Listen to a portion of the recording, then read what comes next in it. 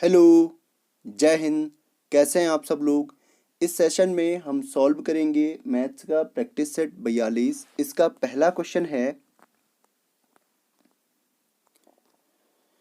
एक car 108 kilometre प्रति घंटे की रफ्तार से दौड़ते हुए 15 सेकंड में कितनी दूरी तय करेगी।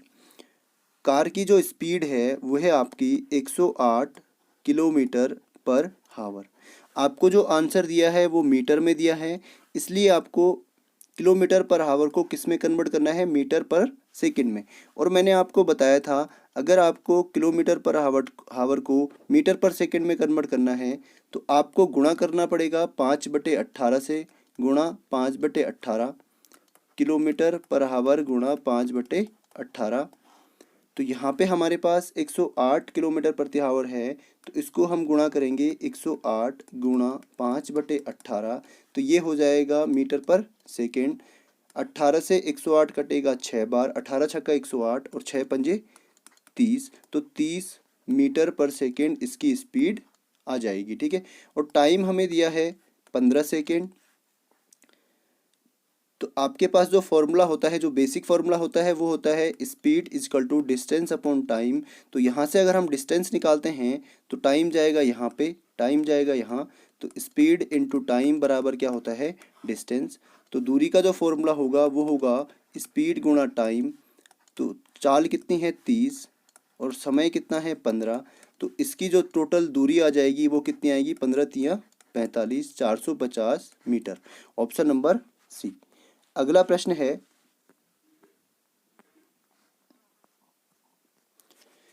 किसी धनराशि पर 8% वार्षिक ब्याज से मिलने वाला साधारण ब्याज उस धनराशि का 6 वर्षों में आधा हो जाता है, तो धनराशि क्या होगी। तो मान लीजिए धनराशि क्या है, x रुपये है, p बराबर क्या है, x रुपये, p बराबर है आपका, p बराबर x रुपये, और उसका जो साधारण ब्याज होता है 6 वर्षों बाद, तो टाइम कितना है 6 वर्ष। दूसरा आपको क्या दिया है, आर बराबर दिया है 8%। तो यहाँ से अगर हम ब्याज निकालते हैं, एस आई बराबर कितना आता है, एस आई बराबर आपका आता है 6 वर्षों में आधा हो जाता है। उसका जो ब्याज होता है वो 6 वर्षों में क्या होता है, आधा हो जाता है। तो एस आई क्या होगा, मूलधन का आधा। मूलधन कितना है, x रुपये, तो x का आधा क्या होगा, एस आई होगा। आपके पास जो फॉर्मूला होता है वो होता है S I into S I बराबर, फॉर्मूला आपके पास होता है एस आई बराबर P into R into T upon 100। तो एस आई आपका कितना है, x/2 बराबर पी कितना है x, गुणा कितना है आर कितना है आपका 8, गुणा समय कितना है 6 बटे आपका आएगा 100। अगर हम इनको पक्षांतर करते हैं तो x से तो x कट गया, हमें वैल्यू कहाँ से इसकी मिल पाएगी। ठीक है, x तो यहाँ पे बचा ही नहीं है। यहाँ पे एक ऐसी चर संख्या होनी चाहिए थी जिसकी हम वैल्यू ज्ञात कर सकें, तो यहाँ पे हमारे पास कुछ भी नहीं बचा। अगर हम काटते हैं तो हम वैल्यू किसकी फाइंड करेंगे, तो इसमें जो है हमारे पास डाटा इनसफिशियंट है, अपर्याप्त आंकड़े हमारे पास मौजूद हैं। अगला प्रश्न है,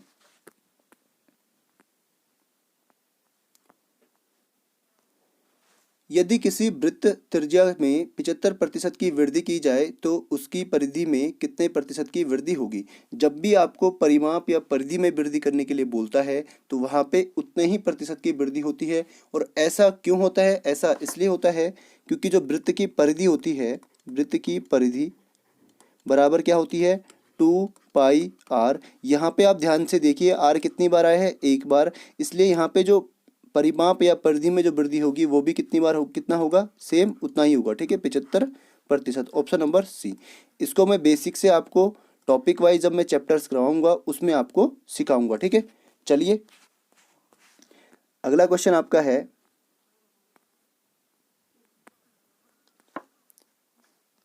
साइन थीटा बटे कॉस थीटा बराबर 1 है, तो थीटा की वैल्यू क्या होगी। तो एक कब आएगा, हम यहाँ से एक एक करके इसकी वैल्यू रखते हैं। साइन थीटा बटे क्या दे रखा है आपको, कॉस थीटा बराबर आपका आना चाहिए 1। अगर मैं यहाँ पे रखता हूँ साइन 60, सॉरी थीटा की जगह में अगर मैं 60 लेता हूँ तो साइन 60 का मान होता है √3/2 और कॉस 60 का मान होता है 1/2। 1/2 दो जाएगा सबसे ऊपर, एक जाएगा नीचे, तो यहाँ आएगा 2, नीचे आएगा 1, इससे ये करिए कितना आएगा √3। तो यहाँ पे 60 तो इसकी वैल्यू सेटिस्फाई नहीं हो रही है। अगर मैं यहाँ पे रखता हूँ 30, तो साइन 30 का मान होता है 1/2 और कॉस 30 का मान होता है √3/2। यहाँ से ये 2 जाएगा सबसे ऊपर, ये जाएगा नीचे, तो इसकी वैल्यू आएगी 1/√3, जो कि ये भी यहाँ पर नहीं बैठ रहा है। ठीक है, ऑप्शन नंबर सी अगर मैं लेता हूँ तो साइन साइन 45 का मान होता है 1/√2, कॉस 45 का मान भी क्या होता है 1/√2। अगर 1/√2 से 1/√2 को मैं काटता हूँ तो आपके पास आएगा 1। ऑप्शन नंबर सी इसका बिल्कुल सही होगा। अगला प्रश्न है, एक गोलार्ध के वक्र पृष्ठ का क्षेत्रफल क्या होगा। आपके पास एक अर्धगोला है, गोलार्ध मीन्स होता है अर्धगोला। ठीक है, इसका वक्र पृष्ठ मतलब इसका क्षेत्रफल आपको पूछा है। ठीक है, तो इसका जो पृष्ठीय क्षेत्रफल होता है वो होता है 2πr²। अगर आपको संपूर्ण पृष्ठ, ये होता है इसका वक्र पृष्ठ, वक्र पृष्ठीय क्षेत्रफल, पृष्ठीय क्षेत्रफल।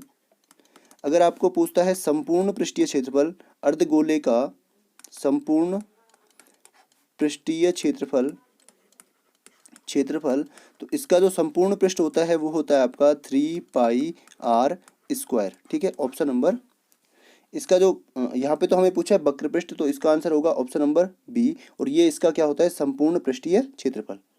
चलिए अगले क्वेश्चन की ओर। अगला क्वेश्चन है, अब इस क्वेश्चन को आपको ध्यान से देखना होगा। ठीक है, 12 और 30 के तृतीय अनुपात के मान का तथा 9 और 25 के माध्य अनुपात के मान का अनुपात ज्ञात कीजिए। यहाँ पे तो आपको तृतीय अनुपात निकालना है और यहाँ पे आपको क्या निकालना है, मध्य अनुपात निकालना है। तो पहले 30, 12 और 30 का निकालते हैं। ठीक है, 12 और 30 का तृतीय अनुपात, तृतीय अनुपात, अनुपात माना क्या है, माना x है। तो तृतीय अनुपात निकालने के लिए हम क्या करते हैं, ये जो पहला वाला है इसको लिखते हैं ऊपर, और जो ये दूसरा वाला है इसको लिखते हैं नीचे। उसके बाद लगाते हैं बराबर, और जो दूसरा वाला था उसको फिर से हम ऊपर लिखते हैं और नीचे हम रखेंगे ये जो तीसरा अनुपात हमने माना है। ठीक है, यहाँ से हम x की वैल्यू अगर निकालें तो x जाएगा यहाँ पे और ये 30 जाएगा यहाँ पे। तो 12 गुणा x बराबर होगा 30 गुणा 30। तो x बराबर क्या होगा, 30 गुणा 30/12। ठीक है, 6 से कटेगा 5 बार, 6 से कटेगा 2 बार, और 2 से कटेगा कितनी बार, 2 15 की 30। तो x की वैल्यू कितनी आ गई, 15 गुणा 5 बराबर 75। तो जो 12 और 30 का तृतीय अनुपात है वो क्या है, 75 है। ठीक है, इसके बाद हमें निकालना है यहाँ पे 9 और 25 का मध्यानुपात, मध्यानुपात मान लीजिए क्या है, y है। मध्यानुपात निकालने के लिए हम क्या करते हैं, 9 इसको लिखते हैं ऊपर, और जो हमने मध्यानुपात माना हुआ है उसको हम लिखते हैं नीचे, y बराबर, उसके बाद लगाते हैं बराबर, फिर से जो ये y यहाँ लिखा है इसको लिखते हैं ऊपर, अपॉन में आपका आएगा 25। अब फिर से हम अगर क्रॉस मल्टीप्लाई करेंगे तो यहाँ पे तो होगा 9 गुणा 25 बराबर में आपका आएगा y गुणा y का मतलब है y²। तो यहाँ होगा y² बराबर 9 गुणा 25। तो y बराबर क्या होगा, यहाँ से अगर हम स्क्वायर हटाते हैं और यहाँ आएगा √9 गुणा 25। तो 9 किसका स्क्वायर है, 3 का, 3 बाहर आएगा। उसके बाद 25 किसका स्क्वायर है, 5 का, तो 5 भी क्या आएगा, बाहर आएगा, बराबर y। तो y बराबर कितना हो गया, 15, 5 तियाँ 15। इसने पूछा है इसके तृतीय अनुपात और इसके मध्य अनुपात का अनुपात पूछा है।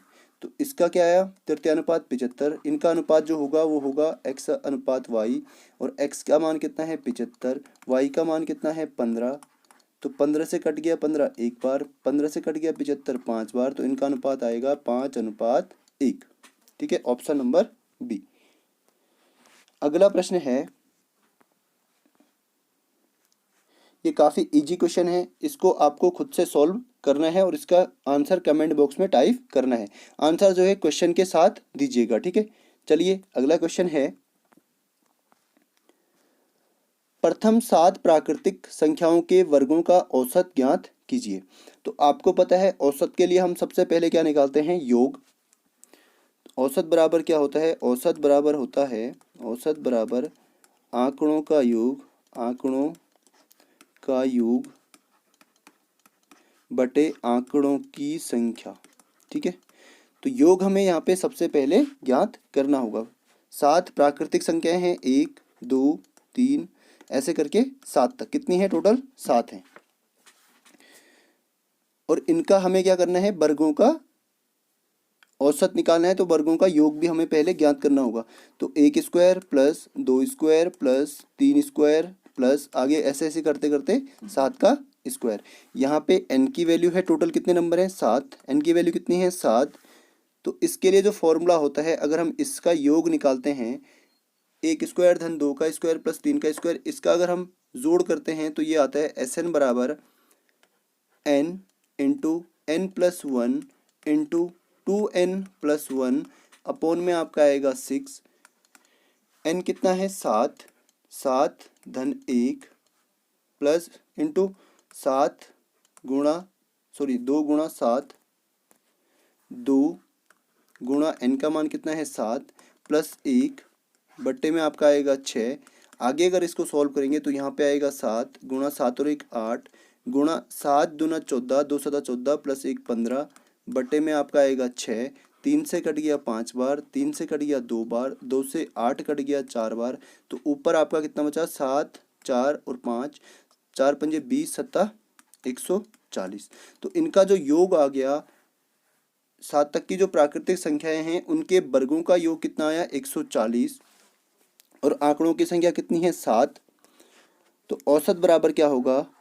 औसत बराबर होगा, योग कितना है? 140।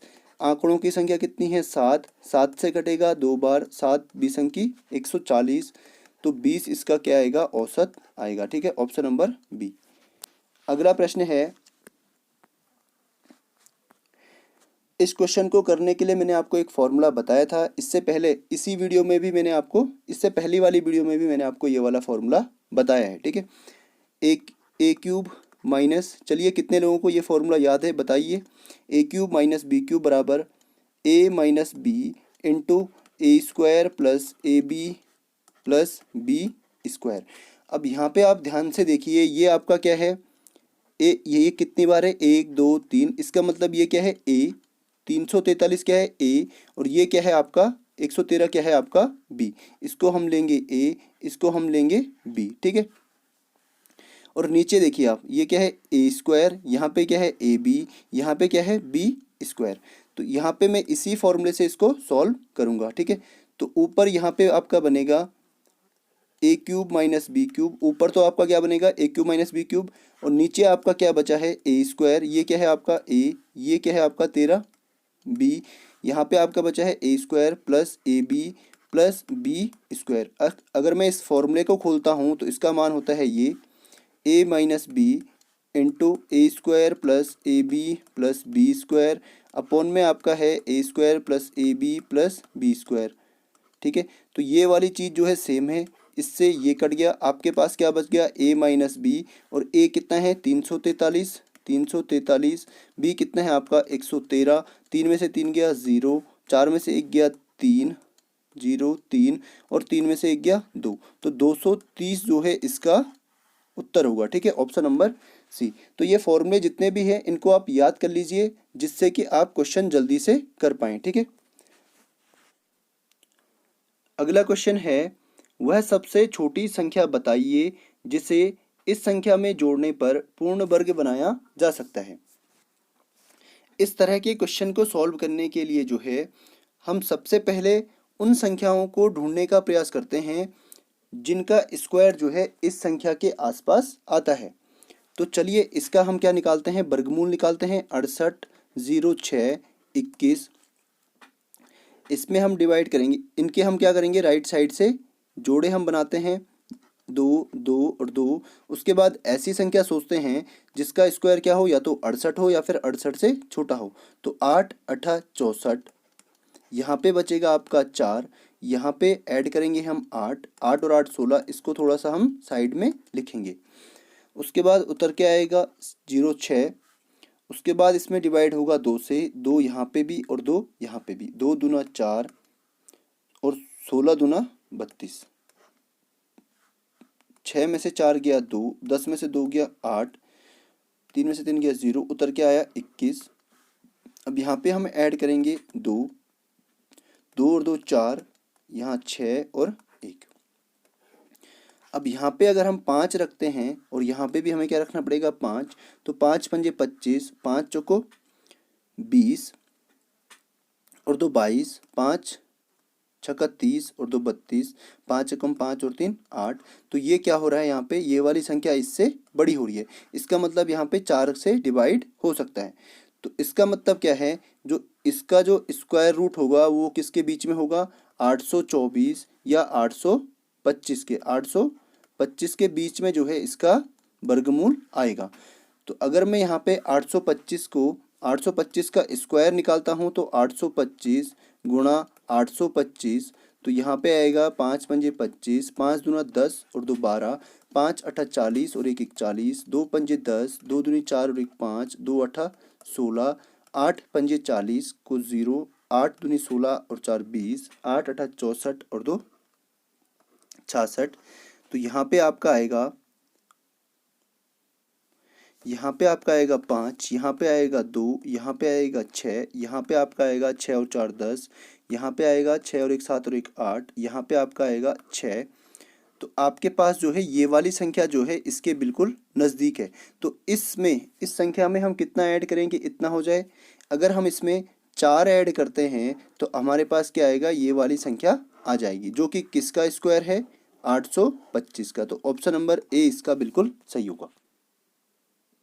अगला प्रश्न है, ए की आयु बी से 11 वर्ष अधिक है। यदि दोनों की वर्तमान आयु का योग 15 वर्ष हो तो बी की वर्तमान आयु क्या होगी।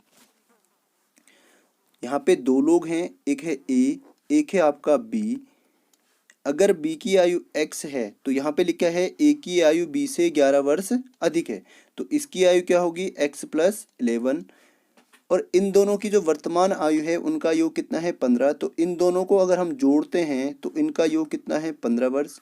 तो यहाँ पे x प्लस x कितना होगा, 2x बराबर होगा 15 माइनस 11। ये 11 जाएगा दूसरी साइड, तो वहाँ जाते ही क्या होगा, माइनस का।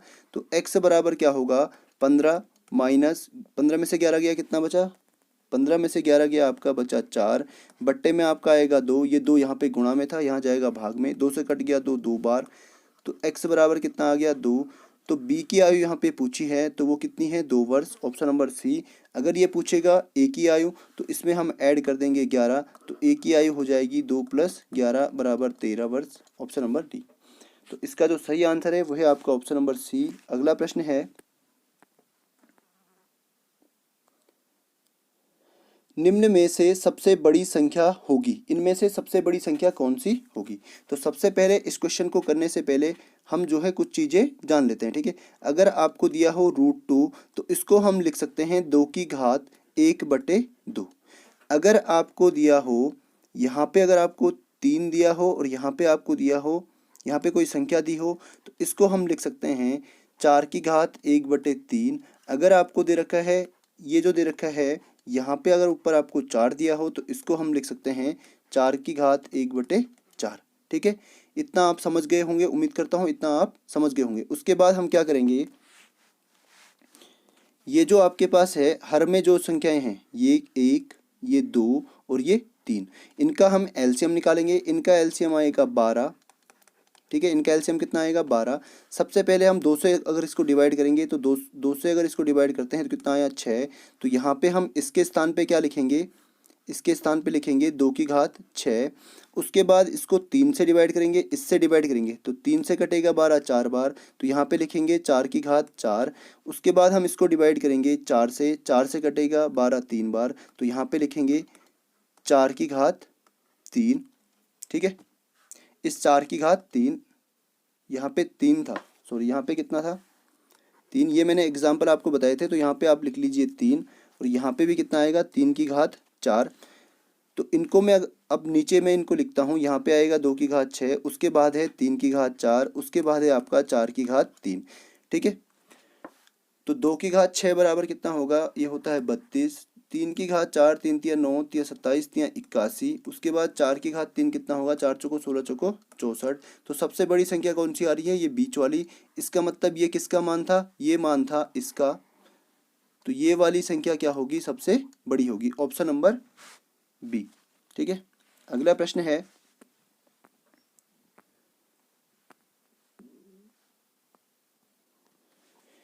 एक परीक्षा में 80% छात्र अंग्रेजी में उत्तीर्ण हुए और 85% गणित में और 75% अंग्रेजी तथा गणित दोनों में उत्तीर्ण हुए। यदि 40 छात्र दोनों विषयों में अनुत्तीर्ण हुए तो छात्रों की कुल संख्या कितनी होगी? आपके पास दो प्रकार के छात्र हैं। आपके पास कितने प्रकार के छात्र हैं? दो।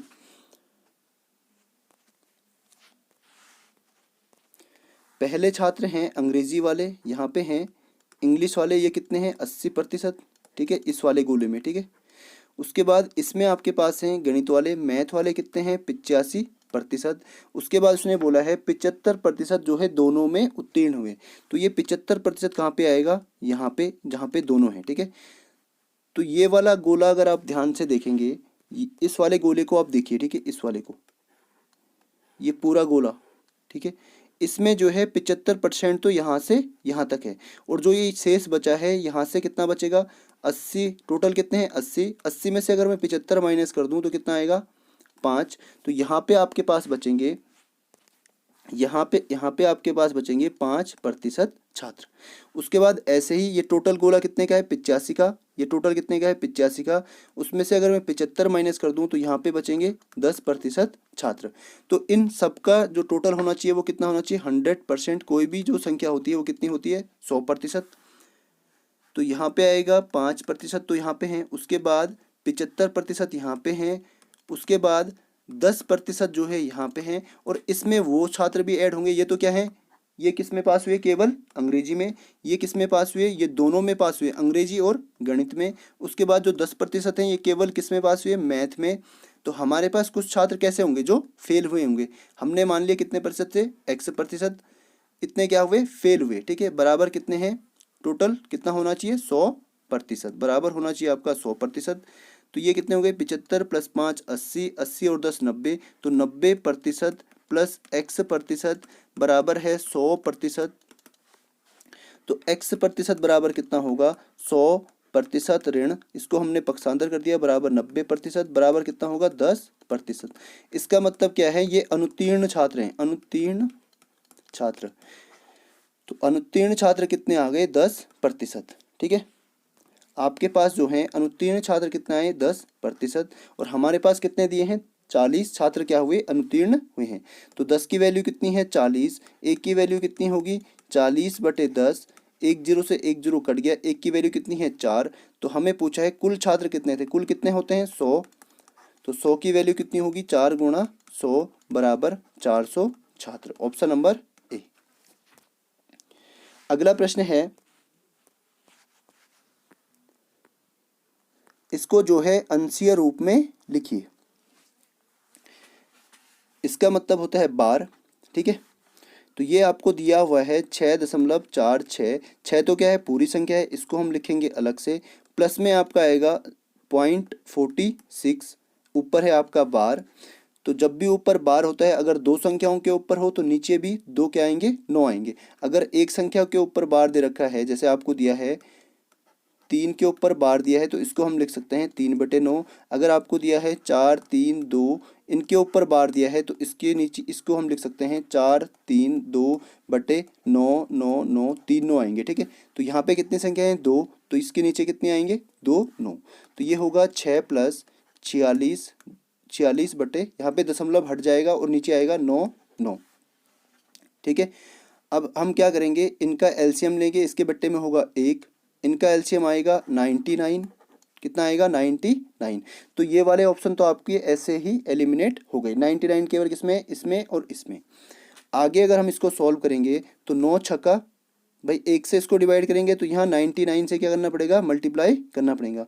6 9 54 को 4, 6 9 54 और 5 59, प्लस में आपका आएगा 46। तो इन दोनों को अगर ऐड करते हैं, 6 4 10, 5 9 4 13 और 1 14 को 4, उसके बाद 5 और 1 6, तो 640/99 इसका क्या होगा? सही उत्तर होगा option number 640/99, option number D इसका बिल्कुल सही है।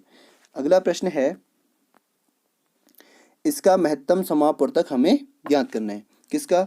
2/3, 8/9, 81 और 10/27। जब भी यहाँ पे महत्तम समापवर्तक पूछे, महत्तम समापवर्तक मतलब क्या होता है? एचसीएफ। जब भी एचसीएफ पूछे तो हम ऊपर वाली संख्याओं का तो क्या निकालते हैं? एचसीएफ निकालते हैं, और नीचे वाली संख्याओं का क्या निकालते हैं? एलसीएम निकालते हैं जब एचसीएफ पूछेगा। तो ऊपर वाली संख्याओं का जो एचसीएफ आएगा वो कितना आएगा? यहाँ पे निकालते हैं। 2 बराबर क्या होता है? 2। 8 बराबर क्या होता है? 2 गुणा 2 गुणा 2। और 64 बराबर क्या होता है? 2 गुणा 2 गुणा 2 गुणा 2 गुणा 2 गुणा 2। 2 दूनी 4 दूनी 8 दूनी 16 दूनी 32 दूनी 64। और 10 बराबर क्या होता है? 2 गुणा 5। तो एचसीएफ में क्या होता है? जो संख्या तीनों संख्याओं का फैक्टर हो। तो क्या है एचसीएफ? क्या होगा? एचसीएफ बराबर होगा 2। तो यहाँ पे एचसीएफ बराबर होगा, ऊपर तो आएगा 2 और नीचे वालों का हम निकालेंगे एलसीएम। इनका एलसीएम आएगा 81। एलसीएम मैंने आपको सिखा रखा है, आप खुद से इनका एलसीएम निकालना। ठीक है, तो ऑप्शन नंबर बी इसका बिल्कुल सही होगा। अगर आपको इन्हीं संख्याओं का बोल दे कि आपको क्या निकालना है? एलसीएम निकालना है, तो ऊपर वालों का आप निकालेंगे एलसीएम। तो ऊपर वालों का एलसीएम कितना आएगा? 64 पंजे 5 चौको 20, 5 छक्का 30 और 2 32। इतना आपका क्या आएगा? ऊपर वाली संख्याओं का एलसीएम आएगा। और नीचे वाली संख्याओं का हम क्या निकालेंगे? एचसीएफ। तो एचसीएफ कितना आएगा? 3।